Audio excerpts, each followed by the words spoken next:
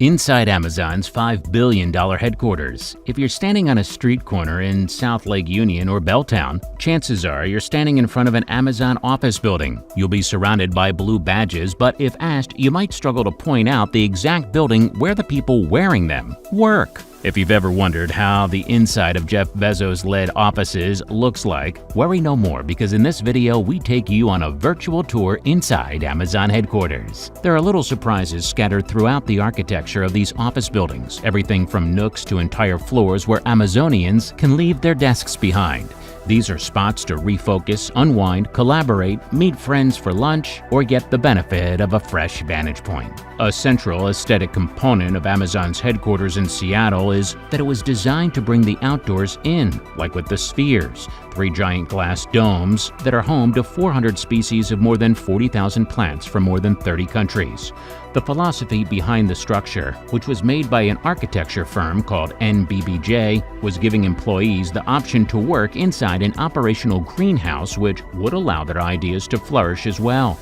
Even as it was transformed from a once sleepy neighborhood of warehouses and shipyards into a buzzing technology hub, Amazon prefers to blend into its surroundings wherever possible. The now famous Spheres are a rare architecture showpiece from a company that prefers to operate under the radar. Even the central office buildings arranged around the Spheres at Amazon Ground Zero, dubbed Day 1, Doppler, and Meeting Center, are pretty inconspicuous. At least that's how they look from the outside. Inside the building, there are what are referred to as common areas. They feature startup staples, rotating art displays, themed buildings and rooms, independent local vendors, and more dogs than you can shake a blue badge at. There are loads of open common areas speckled throughout Amazon's office complexes. It is said that the company tries to avoid filling workers' days with meetings where it can, giving many the freedom to migrate between offices and common places throughout the day and spend relatively little time at their desks. Next notable place within the complex is Over in Doppler. Named after the Amazon Echo's R&D code name, there are 6 eateries, a coffee stand, video game lab, art studio, and a market. The company sees itself as part of the surrounding community, which is why you don't know that you're actually walking past an Amazon building, even though there are over 40 of them in central Seattle alone. This, coupled with the company's self-image as an important source of revenue for small businesses, is why it's filled common spaces with independent coffee shops, food vendors, and marketplaces. And unlike other tech giants like Google and Facebook, which provide free on-campus meals for employees, Amazon encourages its workers to venture out into the neighborhood to find lunch. Doppler is full of small flourishes, showcasing some element of the company's often quirky company culture. There's a small Harry Potter-themed library room and a so-called post alley designed to be a slightly more hygienic version of Pike's Place, Scumwall. A large common workspace is decorated with dividers that, upon closer inspection, are made from the rollers found under conveyor belts at the company's fulfillment centers. How about the offices? Well, the migratory nature of an American Amazon employee's day means the offices themselves tend to be more peaceful than your average white-collar workspace. At least, that's based on what happens at the complex. The company tries to avoid siloing its departments off into different buildings, mixing teams among one another. By the way, Amazon tends to keep these teams small enough to be fed on 2 pizzas. The so-called 2-pizza rule has become company lore. And then, of course, there are the dogs. Anyone who has watched the hordes of pampered pooches mincing the streets of South Lake Union or scampering the public dog park by the Spheres knows that dogs are an important element of Amazon's culture. The company's first office dog was a corgi named Rufus, perhaps explaining that breed's enduring popularity in Seattle today. Those paws launched some of the Amazon's first web pages and software products. Today, Rufus is immortalized with a building name in its honor in South Lake Union, along with numerous shrines of artwork and tennis balls throughout various offices.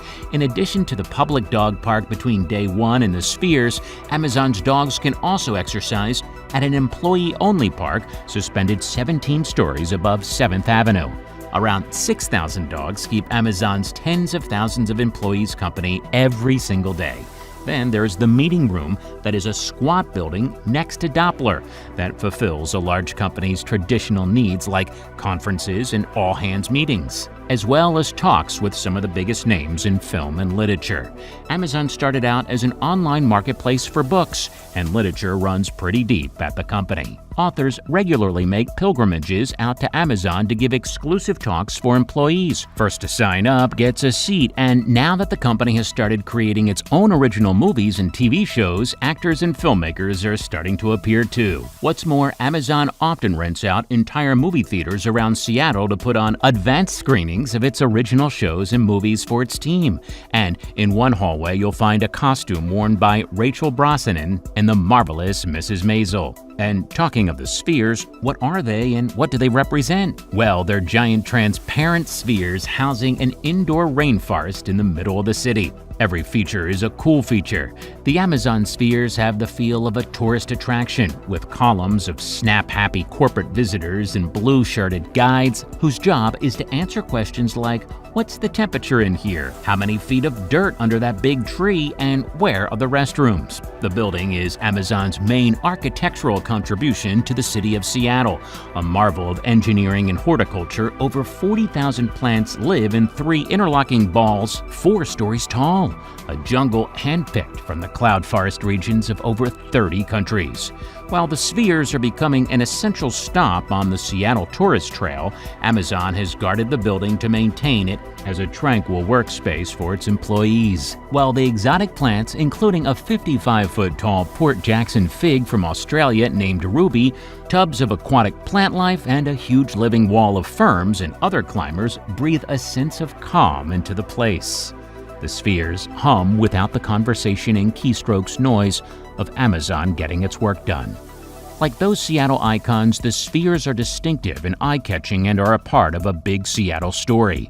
In this case, the spheres mark the height of a tech boom in the city while still acknowledging the cherished relationship between Seattleites hold with the natural world. The big difference between other landmarks and the spheres is that not just anybody can go inside the spheres. It's an Amazon workspace with secured entry. But even Amazon employees have to reserve an entry time in advance. The public can't actually go inside unless they're on an Amazon HQ tour. That said, the facility is impressive and worth seeing for those who get a chance. Just as the area aims to combine workspace with nature, the conservatory's inner spaces are equal parts business and whimsy. This futuristic structure, coupled with a handful of others, launched an era of mid-century futurist architecture, and it will remain a pride for Seattle and entire Washington. Do you think Amazon has the best headquarters? Let us know in the comments below. If you enjoyed this video, make sure you leave a like and subscribe, and turn on those notifications.